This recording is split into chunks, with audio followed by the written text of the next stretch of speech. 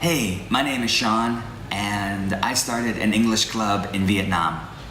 I started an English club in a city called Vinh. Vinh is in north central Vietnam, and it's a small city, but there are a lot of people here who want to get better at English. So I wanted to give them a place where they can take everything that they're learning in the classroom and use it in real life. We have a different topic every week, we play fun games, and it helps people with their self-confidence. Building self-confidence, getting better at speaking English, that's really what Hello English Club is about. Occasionally, we have people come and speak at Hello English Club. Most recently, we had someone by the name of Hao who came and spoke at Hello English Club. Hao is 19 years old and he is currently a sophomore at Wabash University in America. And he spoke about what his life is like as a student in America, self-confidence, success, and he answered many questions from students who came to hear him speak. I know this is a long video, but I really want all students in Vietnam to see this video because it's important to hear what life is really like from someone who's actually a student now in another country. So if you're thinking about studying abroad, this is a video that you really should watch. Hi everyone. First of all, I'd like to thank you guys for coming here today because I know it's a lot of time for you. The school year is coming, so I appreciate your time and your attendance. And honestly, I don't come here with any thorough preparation. I don't want to make it like a presentation where I'm just speaking and you guys just listening. I want to create more interactions with you guys. So I might just give you guys a little bit of information about myself, about my study, about my family, all kinds of personal information, and then we will take questions from that on. Alright? My name is Nguyễn so that's kind of strange though. I'm turning 20 next September.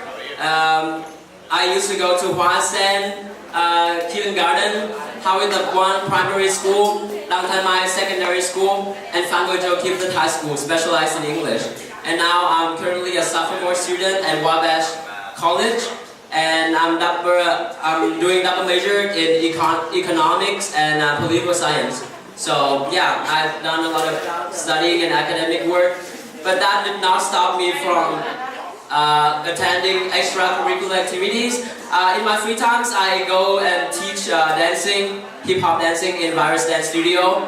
I'm a singer of Glee Club in Wabash College, and I do all kinds of sport as well. I run, I play badminton, I play volleyball, I play bowling, I talk a lot. It's also a sport.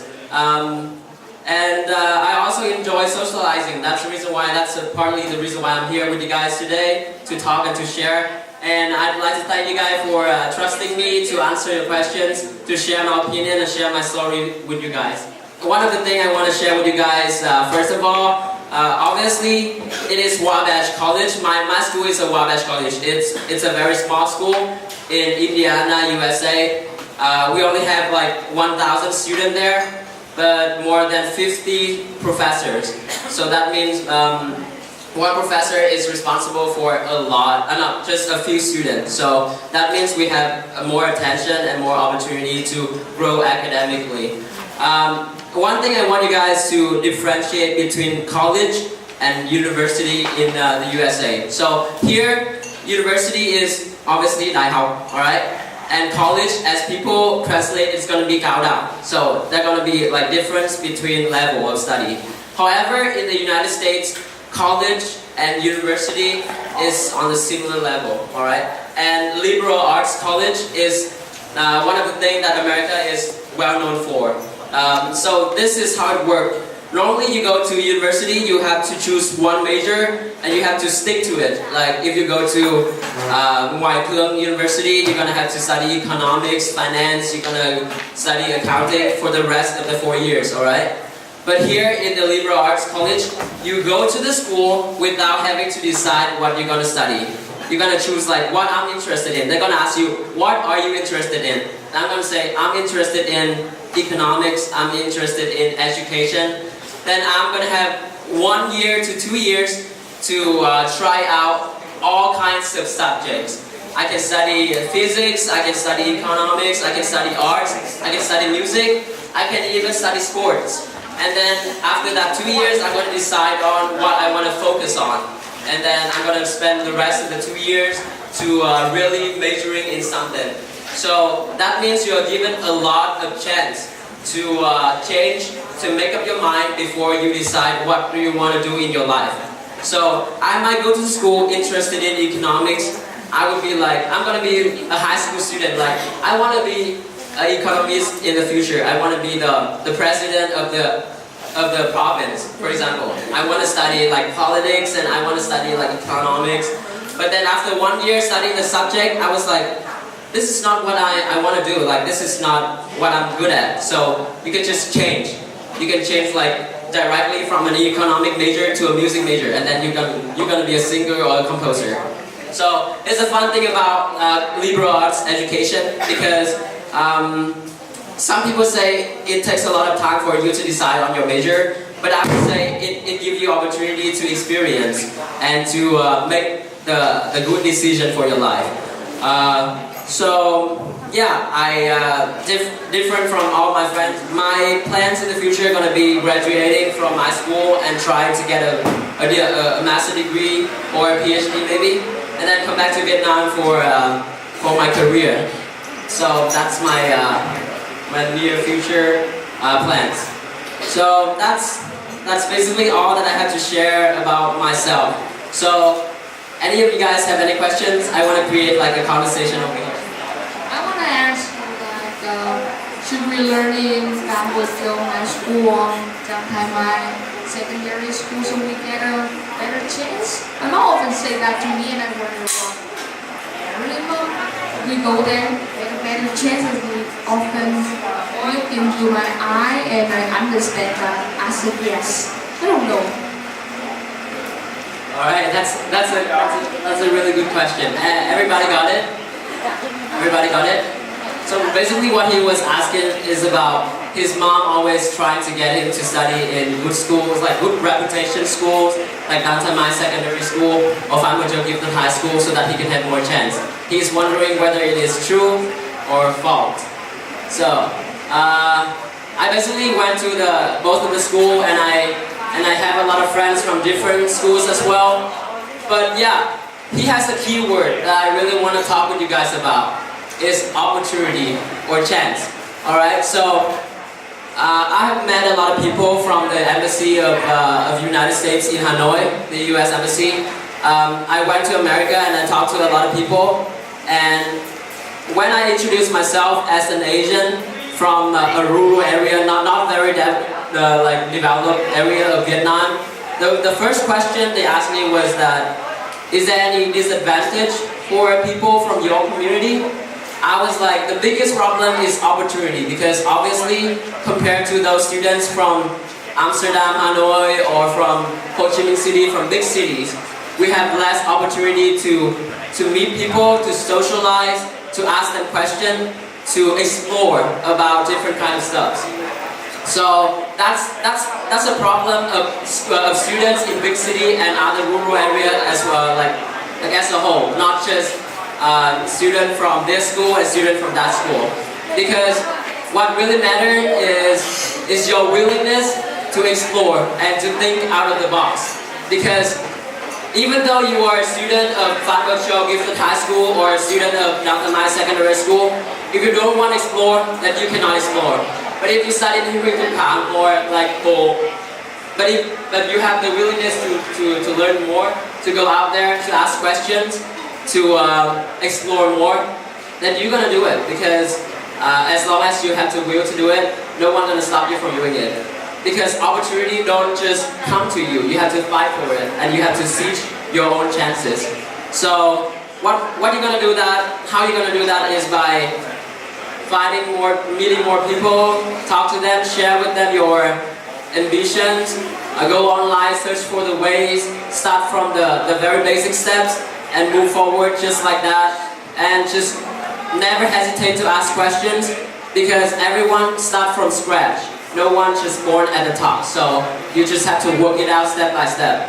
And it doesn't matter what school you go to, it doesn't matter which background you're from, it doesn't matter what you're going to do in the future. As long as you have the determination and the persistence, then I believe you can do it. Because I'm a student from big city as well, and opportunity did not go to me like by itself. I had to search for it, and the fact that I'm a student of Bangladesh High School did not help me out when I was searching for my opportunity. So I would say it doesn't matter what school you go to. Just school with good reputation doesn't mean that that school is good for you, because they just have a good reputation. The best school for you is not the best school that people talk about. It is the school that's suitable for your ability, because they're gonna know how to make the best out of yourself, rather than trying to push you to learn what you are not capable of doing. So I would say go to any school that you want and just search for your own opportunities. The question I want to ask you is, are you able to understand everything the native speaker says, and it is difficult to get a half-time work in America? Thank you for your question. So, alright, so what he asked is about whether I am able to understand everything the native speaker says, and whether it is hard or not to get a part-time job in America. So I'm gonna answer it step by step, alright?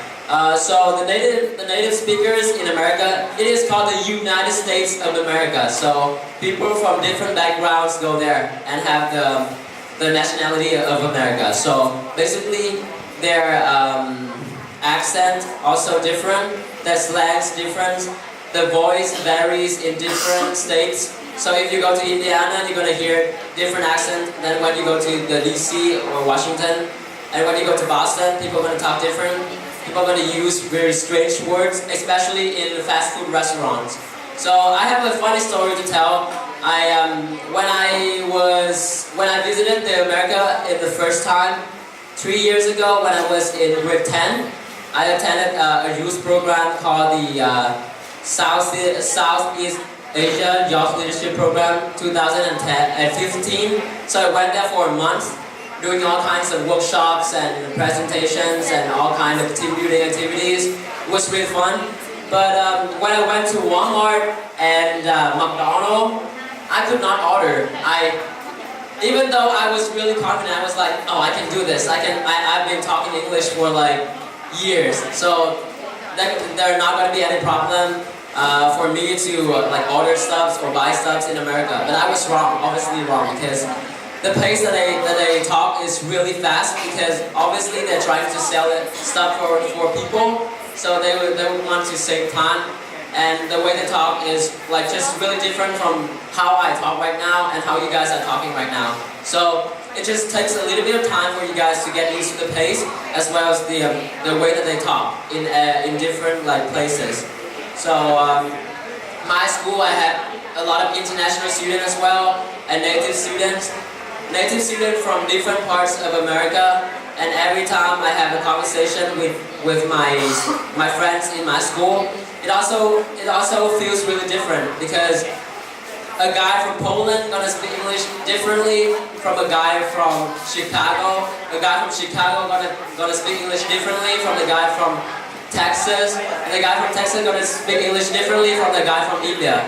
Even though they are talking correctly in grammar and also in intonation, in pronunciation, but it's just different, and it just takes time and take your patience to get used to the accent and the way people will talk, so that you can just adjust to any kind of people that you talk to in America. So, and about the part-time job, as far as I know, international students are not allowed to work off campus, especially in the first 2 years. It means your freshman year and your sophomore year, because when you go to America for education, they're gonna provide you with a visa called F1. It is a visa for exchange student and student in general. So what they ask you to do is to be a full-time student, to complete at least 3 credits for 1 semester, and to go there for education only. So basically they're giving you an opportunity to go to America just for education. So if they found out you would just go there and beside learning you want to make some money, you go to McDonald's to work part-time, it is not legal, alright? But it depends on school, because you can still work on campus. On campus, occupation is one kind of financial aid that a lot of schools in America provide students. It means when you apply for financial aid programs in the university and colleges in America, they're gonna give you in terms of merit-based scholarship, which means they're gonna give you scholarship based on your academic achievements.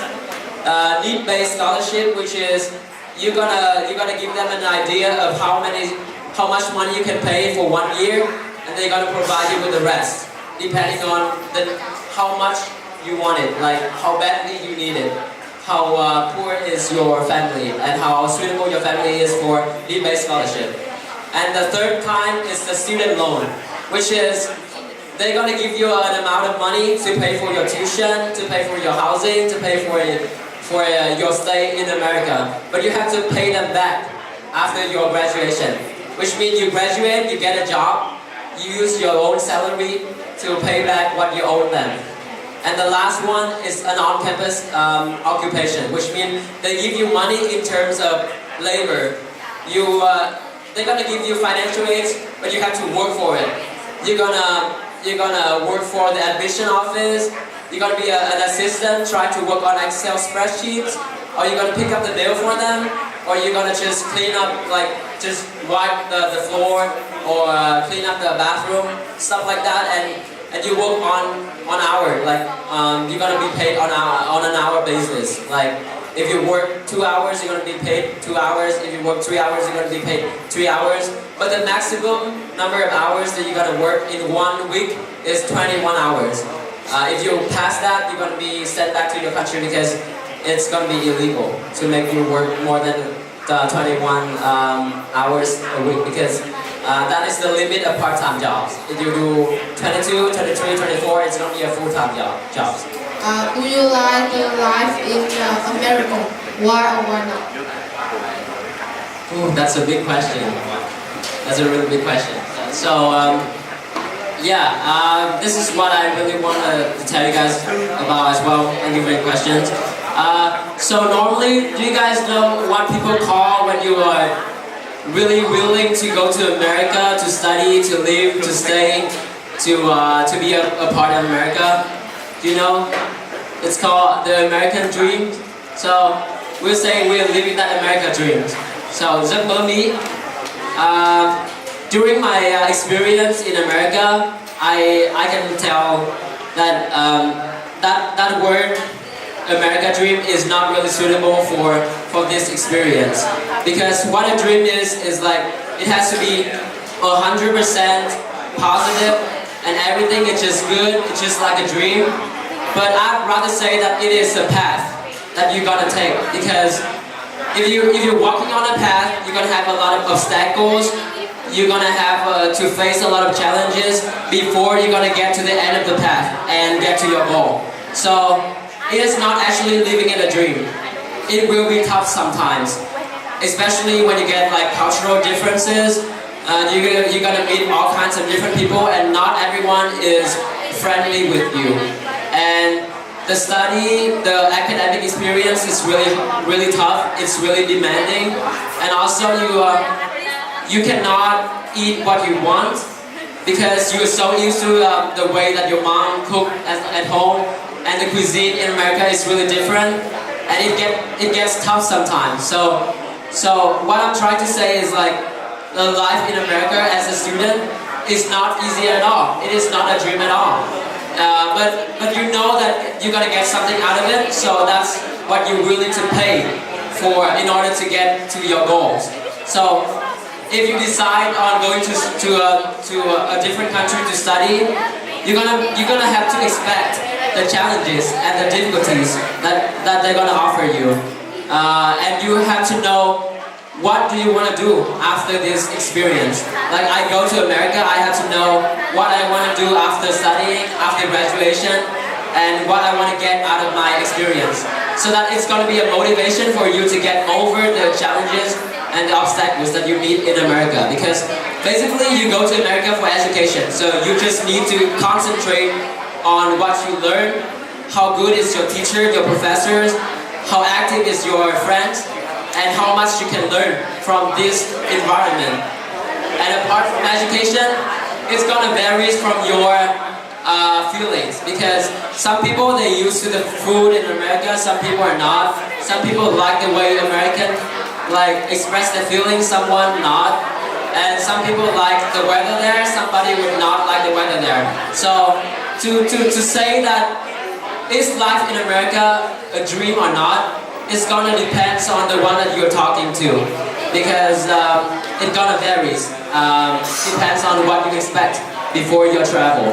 So to me, life in America is not easy at all. It's really tough, but I know that I have goals and I have motives to keep on trying and keep on paying so that I can get to my goal someday. So that's my motivation to keep on working. So life in America is not easy at all. Alright, so everybody got the question? So she was asking me about whether majoring in 2 majors and having to catch up with all these schools' expectation, I guess, is it tough or not? So if I say, if I'm living in a pinky world where everything is just gorgeous and beautiful, I'm gonna say no. But if you guys want to know the truth, it is tough. It is really, really tough. Because throughout my school years, I only had 3 hours of sleep every single day, and sometimes 2, and a lot of overnighters. So which means I would have to stay up the whole night to study and then just go to school in the morning. And that's what I have to get used to in the school, because it depends on what school you go to. But the expectation is the same. If you want to make the best out of the time in America, then you have to work really hard. So what they have to, their library will close at 2 a.m. and there's a lab that open 24 hours. So normally you can go to the lab or go to the library to do your work, to study, to chat with friends, and to complete your assignments. So it does not really matter whether you are just a single major or double major or even triple major. It all takes the same work, because if you want to do really well in something, there's no limit to it. Like the harder you work, the more you're gonna get. But just make sure that it's suitable for you, because some people are able to spend the whole night studying. Some people would take a little rest, because it is a long time. It is a really long period, and you cannot push all of your stamina, your energy into one small period, because you have to fight for a really long time. So just save your energy and know what is best for you. If you cannot keep on staying too late to study, then try to manage your time better so that you have more time to sleep. Because it is true that we have to self-study a lot, but the way we study is depend on us. So if you choose out the time that you're gonna work most efficiently for study, and you're gonna take a little break for coffee or for a drink, for conversation with friends, and you take a little bit of time to enjoy yourself, going to play sports or socializing, anything you want, watching movie, listening to music, even walking, to just let your brain like rest for a single minute, and then you keep on working, because you have to be persistent more than ever, because if you try your best, you try too hard for 1 week, then you cannot do anything for the rest of the month. But if you know how to manage your energy, you're going to be working hard for the whole month. And that's going to be more efficient. So what I'm going to say is like, education in America offer you a lot of choices that you're going to have to make on your own. You're going to have to make your choice of subjects to learn, majors. You have to make your own decision of what time, like your time frame. What time would you want to work and how long you want to work for one assignment. And you're going to have to decide on what you want to get out of one day. You have to have every single day's goals and you have to complete it before you can go to bed. So that's all depends on you.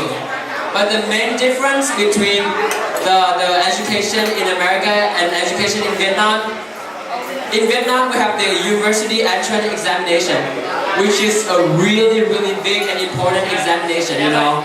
It is kỳ thi đại học or trung học phổ thông. So if you mess up in that examination, in that single examination, it's gonna be really hard for you. But as long as you get to a university in Vietnam, you are very much likely to graduate with a good degree.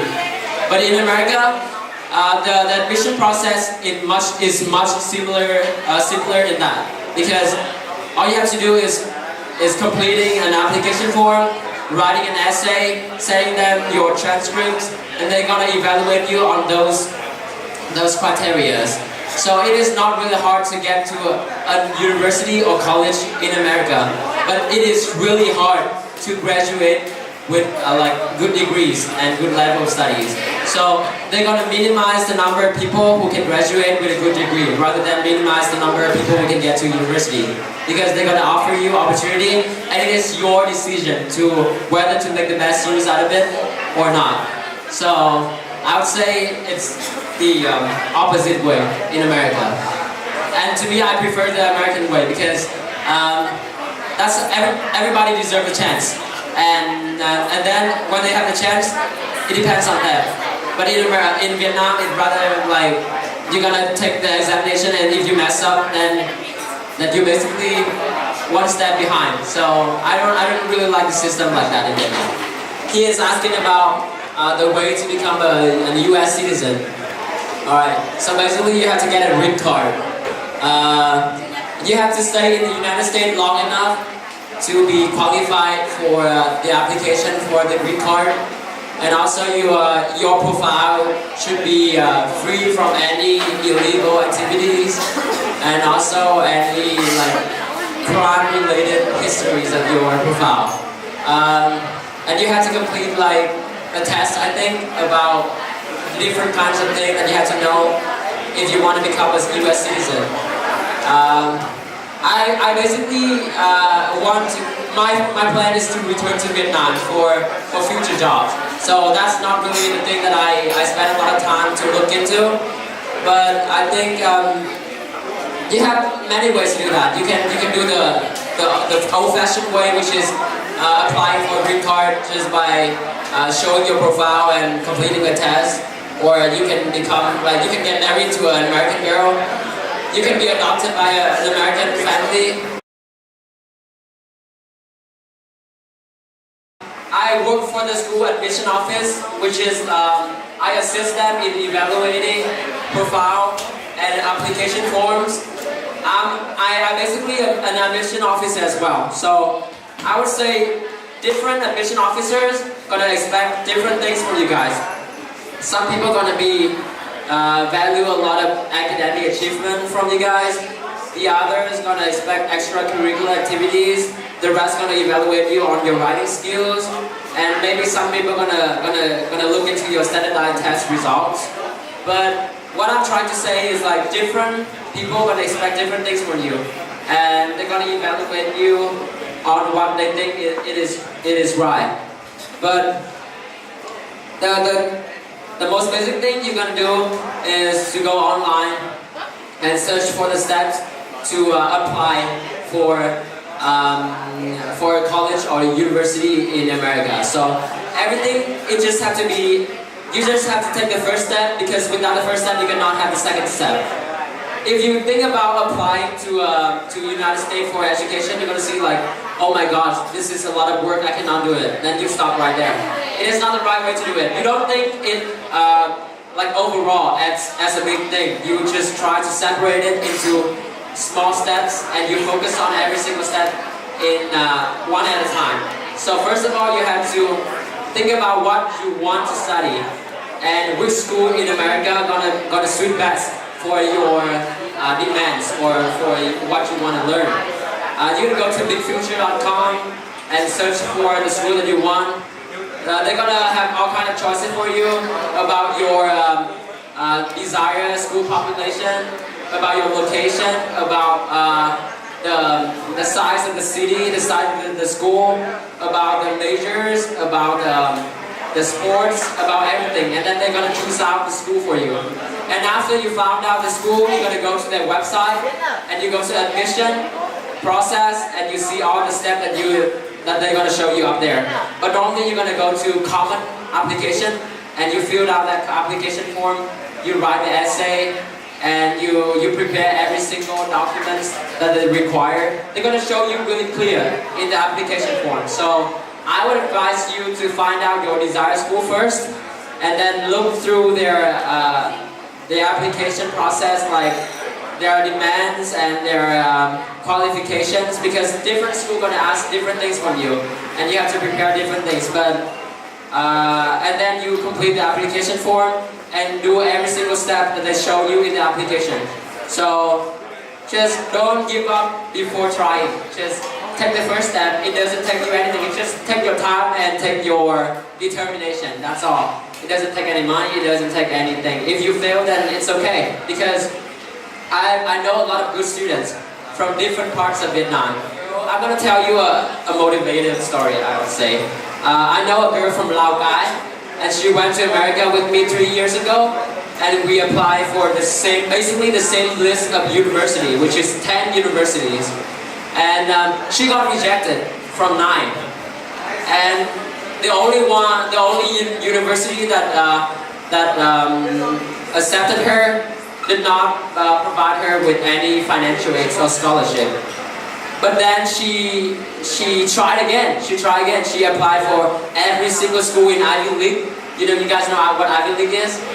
It is a league of really good schools in America, like Harvard, MIT, Princeton, everything, like Stanford. And then you know what? She got admitted to Stanford with full scholarship. Like she basically pays nothing to go to Stanford. So that's the fun thing about applying for a school, because you're not gonna know you cannot know what's gonna happen. So all you want to do is just try your best so that you would not regret in the future. Because no matter how many times you fail, the one time that you succeed, that's the only time that matters. Because you always have to learn from your mistakes, learn from your failure, so that you can have more success. I want to add on just one thing to what Hao is saying. So what Hao is saying is amazing, and I'm really glad that he's here to share his thoughts and experience with you. But one of the things that we were talking about before he came here today was many students in Vietnam that I've talked with who are thinking about studying in another country, but then they never try. They never try to go online and look for scholarships, or they never try to go and make a list of universities. But making that first step in your head is so important. Making that first step of, you know what? It is possible to go to another country and study. It is something that I can do, but you have to try. You have to do the work and go out there and look online and talk with people. And one more thing I want to add to those of you who are having an intention of going abroad for education. So our Vietnamese abroader are really like a lot. Like our population abroad is really big. So this community is willing to offer you their hand to answer your questions, to help you out with your application form, as long as you have the will to connect with them. Financial issues, financial burden is usually a big problem with most students, Vietnamese students who are studying abroad. Even me, my family used to own a lot of money for my elementary education. So I could not let my parents pay for my education in America. So when I started applying for US scholarships, my goal was to go only when I get a full scholarship. And that's possible, that was possible, because I was just a normal boy with a normal profile in a very standard, like basic family with not really high salary and high income. But I had a dream and I had a determination to make that happen. So everything is possible. So just try to search for the scholarship that meets your financial needs. And if you cannot find one, then there are several other ways for you to pursue your future dreams and future academic goals. So just try your best and not to let yourself down. Alright, I like this question. Okay, it's about high school. I would say every single thing that you guys are doing right now matters in your application form. So from the smallest thing to the biggest things, from attending a small club to go to a universal workshop, I would say it all matters in the application form. As long as you are active, as long as you are sociable, and as long as you can show them your willingness to go out there and explore, then they are impressed. So the fact that you guys show up today is also a good thing that you can add on to your application form. They're gonna appreciate it a lot. But what I want to say is, like, people from my school and my friends in America, they are really different from each other. They have different personalities, they have different interests, they have different hobbies, and they have done different things. Some people go to school because of their achievement in football. Some people go to school because of their achievement in arts, play piano, guitar, singing. Some people go to the school because of their achievement in academic field, and the rest of them go to the school due to their voluntary works that they have done. So just find out the thing that really for you. I would not recommend one thing for every single one. When I was a high school student, I go out there, I try to think about the ideas to organize events. I had a huge passion for organizing events, like English club, like cultural events, even dancing competitions. And I just run around a lot. I try to ask for sponsorship, and I try to form a team to organize more events especially for students from high school. I founded a dance club inside of my school and try to develop it so that people can have a very healthy hobby. Like, instead of going to play video games, they gotta go out there and dancing. That's my opinion. It is not suitable for every single one of you. But that's just what I did. I play sport in my free time. I even take a walk at night. I talk to a lot of people. I go out there, socialize, organizing events, dancing, singing, go to cafe, go to the cinema. I do every single kind of thing that high school student does. But I just really want you guys to try, because you would not know what you want to do until you try it. Because if you're gonna sit here and say, volleyball is not for me, swimming is not for me, oh, I think dancing is for me, then you cannot know what is really for you. You just go out there, play volleyball, you go swimming, you go dancing, and then you know what you hate and what you like to do. Then just go out there and experience, because there is no better time to experience than high school time. Because you still have a lot of time to balance between your study and your self-discovery. So this is a good time for you to discover about your interests, about your strengths and weaknesses, so that you can develop more like thoroughly, I guess. So just go out there and try out different kind of stuff, alright? Ask your friend, what would you like to do? I will do it for with you. And then when you do the things that your friend like, you're gonna find out what you like as well. So I think it's gonna be good for a good story for you guys, because I used to shake so hard before in front of a lot of people. I was like this. And I was even crying when my mom asked me to answer a question from an interviewer. So I attend because my mom was really, she had a lot of expectation for me, because she waited for me for 8 years. So they all have a lot of plans playing out for me, and they really wanted the best for me. So I started attending a lot of competitions when I was in elementary school. So you know, elementary kid, like I was lucky enough to have an achievement, and then there were like interviewers trying to ask me questions, and I was crying. My mom was like, "Just calm down, it's okay. It's just an interview, it's nothing." But I was really inconfident, because I used to be 90 kilograms. 90 kilograms. So I was really fat. I went to school just to hear people say like, "Oh, look at that pig, like that pig with a backpack." But yeah, because of those things, those small things every single day, I got really offended and like really inconfident in my appearance. That's probably the worst thing that happened to me in my elementary years. Then I was like, this has to be stopped, because I cannot keep on being afraid and keep on being inconfident forever.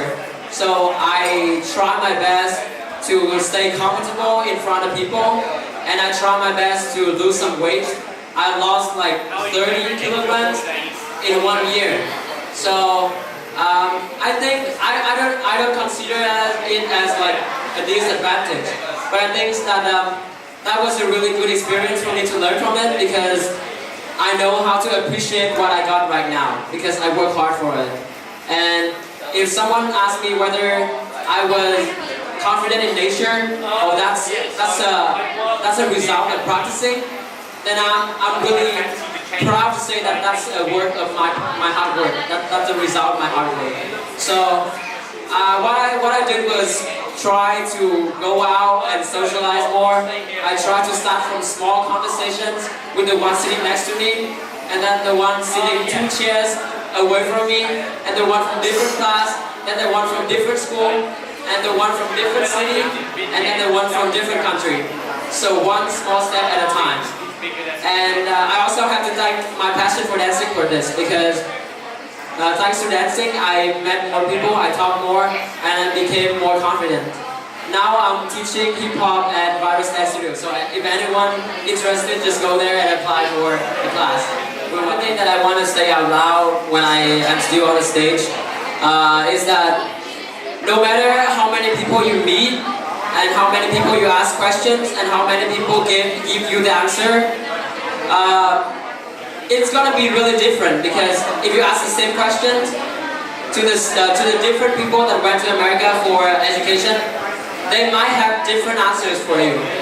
But just don't try to search for the answer that you want, but try to think and evaluate whether that is the answer that is correct and suitable for you, because different people have different feelings and different experience in one thing, and they're gonna offer you all kinds of stories, all kinds of ideas, and it is their personal opinion, and you have to think and you have to have your own opinion and stick to it, and just don't try to change your mind according to what someone say. I'm just trying to share with you guys what I know. It doesn't mean that that's what someone else knows, and it doesn't mean that it is correct. So just don't trust everything that I say. Try to pick out what you think that is correct, and try to go online, go to other sources to evaluate it, whether it is the correct thing to learn or to trust or not.